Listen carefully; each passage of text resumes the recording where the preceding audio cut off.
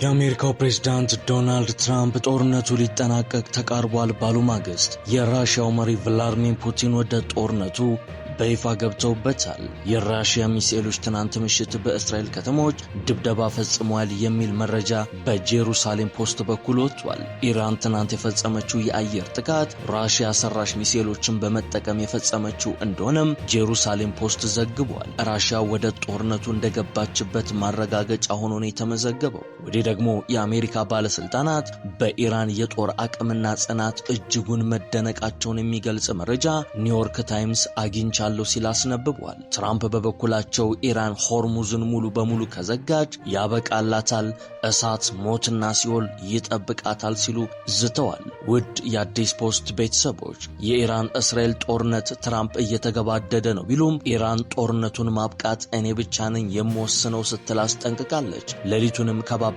ጥቃቶች በሶስቱም ኃይሎች በኩል ተፈጽመዋል። እነዚህን ጉዳዮች በስፋት እንዳስሳለን። እንደተለመደው ቪዲዮን ላይክ እና ሼር በማድረግ ጥቂት ደቂቃዎችን አብራችሁን ቆዩ። ነገ ምን ይዞ እንደሚመጣ አይታወቅም። ዛሬ ላይ ቆመን እናውራ ካልን ግን ኢራን እጅጉን አስደናቂ ሀገር ናት። የአይበገሬነትና የጽናት ምልክትም እየሆነች ነው። አሜሪካና እስራኤል በየደቂቃው ስጋ እንዳያሞራ ኢራንን እየዞሯት ይገኛሉ።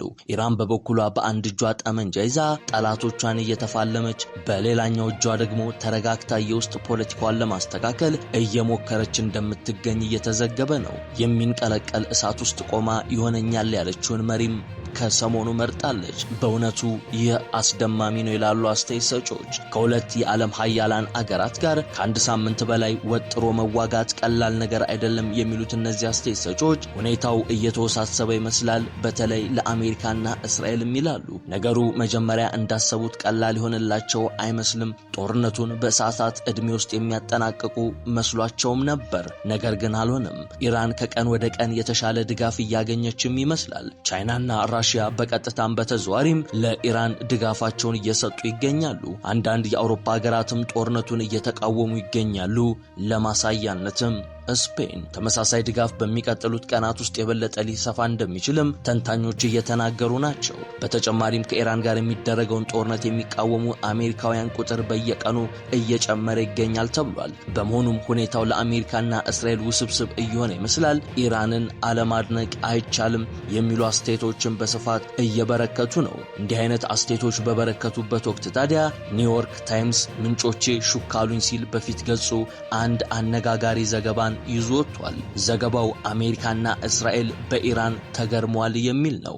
የአሜሪካ ባለስልጣናት በኢራን ወታደራዊ ምላሽ ተገርመዋል ያለ ሲሆን ጥቃቱ እንዲሰፍ ይሆናል እንዲሁም ለረጅም ጊዜ ይቀጥላል ብለው አልጠበቁም ነበር ብሏል። ብዙዎች አስጠንቅቋቸው የነበረ ቢሆንም እነሱ ግን ሊሰሙ አልቻሉም የሚለው የኒውዮርክ ታይምስ ዘገባ እንደ ቬንዙዌላው ሁኔታ ቀላል ይሆናል ብለው አስበው ነበር ብሏል። እነዚህ ባለስልጣናት እነማን እንደሆኑ ያልጠቀሰው ዘገባው እንዲህ ባለ የዋህነት መጠመዳ ቸው ግን እጅግ የሚያስደንቅ ነው በማለት እየተናገሩ ይገኛል። ይህ በእንዲህ እንዳለ ኢራን ሌሊቱን የራሺያ ሰራሽ ሚሳኤሎችና ድሮኖችን በመጠቀም የእስራኤል ከተሞችን ድብደባ ፈጽማለች። ይህም ፑቲን በቀጥታ ወደ ጦርነቱ እንደገቡበት ማረጋገጫ ሆኖ ተመዝግቦ ይገኛል።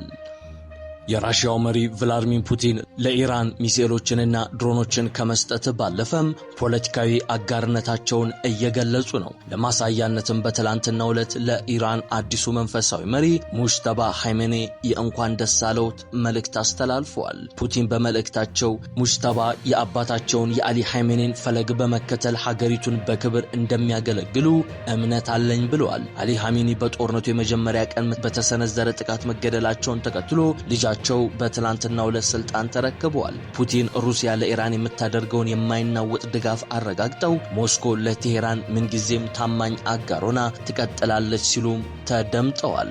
ነገር ግን ይህ የአዲሱ የኢራን መንፈሳዊ መሪ ሹመት ትራምፕን እንዲሁም ደግሞ ኔታንያሁን አላስደሰተም። እስራኤል ልጁ አባቱን ይመስላል ስትል ካሁኑ ቁጣዋን እያሰማች ነው። የእስራኤል ውጭ ጉዳይ ሚኒስቴር ባወጣው መግለጫ ልጁ አባቱን ይመስላል በማለት ሙጅተባ እጃቸው በደም የጨቀዩ ጨካኝ አምባገነን ናቸው ሲል ገልጿቸዋል። አዲሱ መሪ ከደህንነት ተቋማትና ከእስላማዊ አብዮታዊ ዘብ ጋር የጠበቀ ግንኙነት እንዳላቸው ይታወቃል።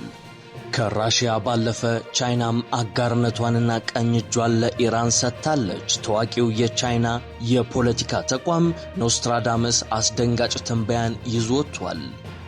ተቋሙ በትንታኔው የአሜሪካ ውድቀት በኢራን እጅ ይሆናል ሲል አስጠንቅቋል። እንደ ተመራማሪዎቹ ትንበያ ኢራን ላለፉት 20 ዓመታት ለዚህ ግጭት ስትዘጋጅ በመቆየቷ አሜሪካን በጦርነቱ ልታሸንፍ ትችላለች ብሏል። ፕሬዝዳንት ዶናልድ ትራምፕ ጦርነቱ በ4 ሳምንታት ውስጥ ይጠናቀቃል ብለው ቢያምኑም ተንታኞቹ ግን ግጭቱ የአሜሪካን ኢኮኖሚያዊና ወታደራዊ የበላይነት የሚፈታተን የረጅም ጊዜ የመጠፋፋት ጦርነት እንደሚሆን ተንብየዋል። ኢራን የአሜሪካን ስትራቴጂ አካሄድ ጠንቅቃ እንደምታውቅ የሚገልጹ የተቋሙ ጽሑፍ ይህ ጦርነት የዓለምን የኃይል ሚዛን ለዘላለም ሊቀይር እንደሚችልም ነው የሚያስነብበው። ነገር ግን ከዚህ የቻይናው ተቋም ማስጠንቀቂያ በተቃራኒ በሆነ መልኩ ትራምፕ ጦርነቱ እየተገባደደ ነው የሚል አስተያየትን ሰጥተዋል። ትራምፕ ከኢራን ጋር የሚደረገው ጦርነት በቅርቡ ሊጠናቀቅ እንደሚችል ጠቁመው ጦርነቱ በአብዛኛው በጣም እየተጠናቀቀ ነው ብዬ አስባለሁ ብለዋል። አሜሪካ ከተያዘለት ጊዜ በጣም ቀድማለች የሚሉት የአሜሪካው መሪ ኢራን የባህር ኃይል፣ የመገናኛ አገልግሎት፣ የአየር ኃይል የላትም ሲሉም አክለዋል። ሚሳኤሎቻቸውም ብትንተናቸው ወጥቷል ብለዋል። ትራምፕ ጦርነቱ በቅርቡ ሊጠናቀቅ ይችላል ብለው ያስቡ እንደሆነ ተጠይቀው በአእምሮ ውስጥ ያለው ማጠናቀቅ የሚለው ነው በማለትም መልሰዋል። ዋይት ሀውስ ቀደም ሲል 10 ቀን የሞላው የመካከለኛው ምስራቅ ጦርነት ከ1 ወር በላይ ሊቆይ እንደሚችል ግን አስጠንቅቆ ነበር። ትራምፕ ጦርነቱ በቅርቡ ይጠናቀቃል ማለታቸውን ተከትሎም የኢራን አብዮታዊ ዘብ ምላሽን ሰጥቷል። ዘቡ በመግለጫው የጦርነቱን ፍጻሜ እንወስናለን በማለት በመካከለኛው ምስራቅ ከተጀመረ 11ኛ ቀኑ ላይ የሚገኘውን ጦርነት የሚያበቃበትን ሁኔታ የምትወስነው ቴሄራን ናት ብሏል። አብዮታዊ ዘቡ የእስራኤልና አሜሪካ ጥቃት የሚቀጥል ከሆነ 1 ሊትር ነዳጅ ከቀጠናው እንዲወጣ ቴሄራን አትፈቅድም ሲል በመግለጫው አስጠንቅቋል። በሆርሙዝ የባህር ሰርጥ ላይ ያለው ውጥረት ከተባባሰ ወዲህ የዓለም ነዳጅ ዋጋ ዘይት እየዋዠቀ ይገኛል። የዓለም 1/5ኛ ነዳጅ የሚተላለፍበት የሆርሙዝ ሰርጥ በዓለም አቀፍ የነዳጅ ገበያ ላይ ከፍተኛ ተጽዕኖም እየፈጠረ ይገኛል። ነገር ግን ይህ የኢራን አብዮታዊ ዘብ ዛቻን ተከትሎ ትራምፕ ኢራን በሆርሙዝ ሰርጥ ላይ የሚካሄደውን የመርከብ ጉዞ ብታስተጓጉል ከባድ ጥቃት ይጠብቃታል የሚል ማስጠንቀቂያን ወዲያው አሰምተዋል። ትራምፕ በኦንላይን ባወጡት መግለጫቸው ኢራን በሆርሙዝ የባህር ሰርጥ የሚጓጓዘውን የነዳጅ ፍሰት የሚያስቆም ማንኛውንም ነገር ብታደርግ እስካሁን ከተጎዳችው በላይ በዩናይትድ ስቴትስ 20 እጥፍ ከባድ ጥቃት ይደርስባታል ሲሉ ዝተዋል። ወደ 20 በመቶ የሚሆኑ የዓለም የነዳጅ ዘይት በባህረ ሰላጤው በኩል የሚያልፍ ሲሆን ጦርነቱም የባህር ላይ እንቅስቃሴውን በእጅጉ ቀንሶታል። የዓለም የነዳጅ ዋጋም አሻቅቧል። በተጨማሪም ኢራን እንደ ሀገር ዳግም መገንባት ፈጽሞ የማትችላቸውንና በቀላሉ ሊጠፉ የሚችሉ ኢላማዎችን እንመታለን፣ ሞት፣ እሳትና ቁጣ በላያቸው ላይ ይወርዳል። ነገር ግን ይህ እንዳይሆን ተስፋ አደርጋለሁ፣ እጸልያለሁም ሲሉ ዝተዋል። ነገር ግን ይህ የሆርሙዝ ሰርጥ ተዘጋ ማለት የዓለም ጉሮሮ ታነቀ እንደማለት ነው። እስራኤልና አሜሪካ በኢራን ላይ የከፈቱትን ጥቃት ተከትሎ ኢራን የዓለም ወሳኙ የነዳጅ ዘይት መተላለፊያ የሆነውን የሆርሙዝ የባህር ሰርጥን ትዘጋለች የሚል ስጋት ተፈጥሯል። የምድራችን 1/5ኛው ድፍድፍ ነዳጅ ዘይት በዚህ 40 ኪሎ ሜትር ብቻ ስፋት ባለው በጣም ጠባብ በሆነውም ሰርጥ በኩል ነው የሚያልፈው። ጠቅላይ መሪዋን ጨምሮ በርካታ ባለስልጣኖቿ የተገደሉባት ኢራን ጠላት በምትላቸው አገራት ላይ የሚሳኤልና የድሮን ናዳ እየፈጸመች ሲሆን ተጽዕኖን ለማስፋትም የባህር ሰርጡን ልትዘጋ ትችላለች። የቀድሞ የዩናይትድ ኪንግደም የስለላ ድርጅት MI6 ኃላፊ ሰር አሌክስ ያውንገር ለቢቢሲ ሲናገሩ የከፋ ሁኔታ ሰርጡ ሊዘጋ ይችላል። ሰርጡን መዝጋት በነዳጅ ዋጋ ላይ የሚኖረውን ተጽዕኖ ግምት ውስጥ በማስገባት ከፍተኛ የኢኮኖሚ ተግዳሮት እንደሚሆን ግልጽ ነው ይላሉ።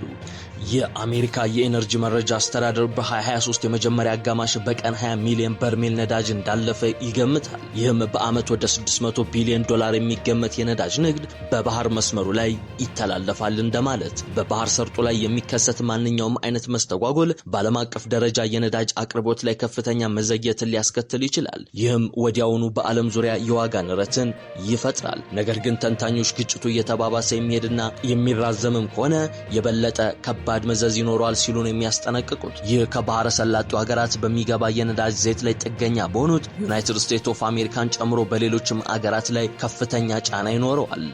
የሆርሙዝ የባህር ሰርጥ በኢራንና በኦማን መካከል የሚገኝ መተላለፊያ ወሽመጥ ነው።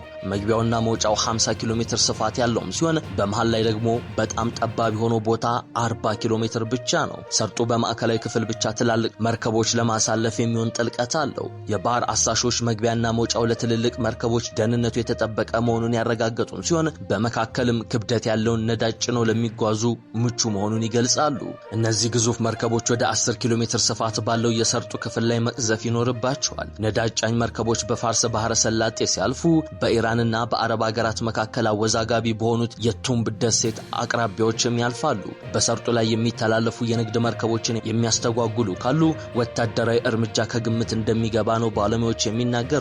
ይህ ደግሞ በአውሮፓውያኑ 1980 እስከ 1988 ድረስ በተካሄደው የኢራንና የኢራቅ ጦርነት ወቅት ተስተውሏል። ተንታኞች እንደሚሉት ለኢራን የሆርሙዝ ባህር ሰርጥን መዝጋት እንደ መከላከያ ኃይል በመጠቀም ልክ የኒውክሌር ጦር መሳሪያ ከመያዝ ጋር ተመሳሳይ ነው ይላሉ።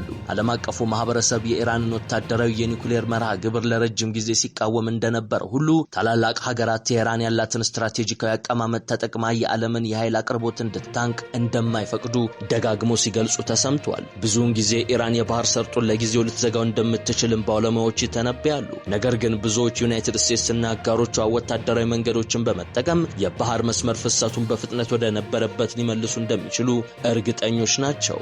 በአውሮፓውያኑ 2012 የአሜሪካን ኮንግረስ የምርምር አገልግሎት ባደረገው ጥናት መሰረት ኢራን ሰርጡን ለመዝጋት አዝጋሚ አካሄድን ልትከተል ትችላለች። ይሆናሉ ተብለው የተዘረዘሩት እርምጃዎችም የሚከተሉትን ያካትታሉ። የመጀመሪያው ጥሰት የሚያስከትለውን መዘዝ በግልጽ ሳይገልጽ በሆርሙዝ የባህር ሰርጥ እንቅስቃሴን ማገር ነው። ሌላኛው በሰርጡ የሚያቋርጡ መርከቦች ሊፈተሹ ወይም ሊያዙ እንደሚችሉ ማወጅ። ሌላኛው ደግሞ በመርከቦች ላይ የማስጠንቀቂያ ተኩስ መክፈት። የተወሰኑ መርከቦችን ወታደራዊ ኃይል ኢላማ ማድረግ ሌላኛው ሲሆን በባህር ሰርጡና በፋርስ ባህረ ሰላጤ ውስጥ የባህር ውስጥ ፈንጂዎችን ማጥመድ የሚለውም ሌላኛው አማራጭ ነው። በመጨረሻም የንግድና ወታደራዊ መርከቦችን ኢላማ ለማድረግ ሰርጓጅ መርከቦችንና ሚሳኤሎችን መጠቀም የሚሉት ይገኙበታል። በኢራንና ኢራቅ ጦርነት ወቅት ኢራን የነዳጅ ጫኝ መርከቦች ላይ ሚሳኤሎችን የተጠቀመች ሲሆን በባህረ ሰላጤው ላይ የባህር ውስጥ ፈንጂዎችን ማጥምዳለች። ከነዚህ ፈንጂዎች መካከል አንዱ ዩኤስኤስ ሳሙኤል ቢ ሮበርትሰን የተባለውን መርከብ በመምታት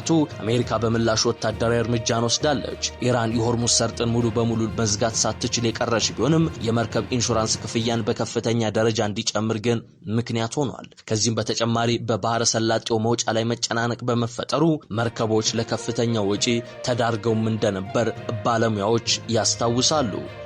የአሜሪካ ባለስልጣናት በኢራን በኩል ስጋት ብለው ከሚጠቅሷቸው ወታደራዊ ተቋማት መካከል አንዱ የኢራን ባህር ኃይል ነው። ባህር ኃይሉ በፋርስ ባህረ ሰላጤና በሆርሙዝ ሰርጥ ላይ ያለው የጎላ ሚና ከበላይ መሪዎችን መመሪያ ተከትሎ በሰርጡ ላይ አስፈላጊውን እርምጃ የመውሰድ አቅም አለው። የኢራን መሪዎችን ባህር ኃይሉ በፋርስ ባህረ ሰላጤና በአካባቢው የኢስላሚክ ሪፐብሊክ በጣም ወሳኝና አስተማማኝ የመከላከያ ኃይል እንደሆነ ነው በኩራት የሚናገሩት። የባህር ኃይሉ 10 ኪሎ ሜትርን ከ3 ደቂቃ በታች መጓዝ የሚችሉ ባለከፍተኛ ፍጥነት ሚሳኤል ማስወንጨፊያ መርከቦች ባለቤት መሆኑ ደግሞ በሆርሙዝ ሰርጥ ያለውን ሁኔታ እጅጉን አስጊ አድርጎታል። ምናልባት ነገሮች በዚህ የሚቀጥሉ ከሆነ ኢራን ይህንን የዓለማችንን ወሳኝ የንግድ መስመር የሆነውን የሆርሙዝ ወሽመጥ ልትዘጋ